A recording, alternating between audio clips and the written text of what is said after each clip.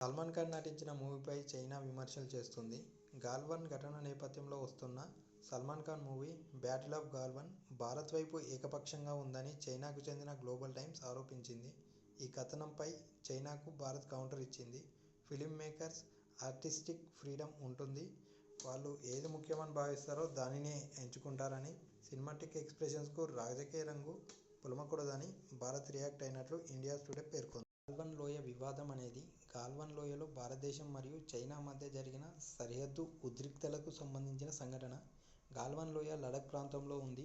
ఇది వాస్తవ నియంత్రణ రేఖ ఎల్ఎసి సమీపంలో ఉంటుంది.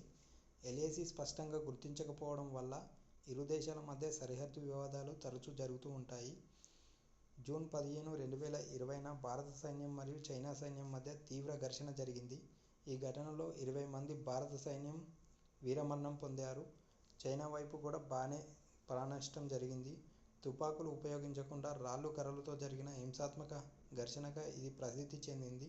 ఈ నేపథ్యంలోనే సల్మాన్ ఖాన్ మూవీ తీస్తున్నాడు. ఈ వీడియో మీకు నచ్చినట్లయితే please do subscribe my channel.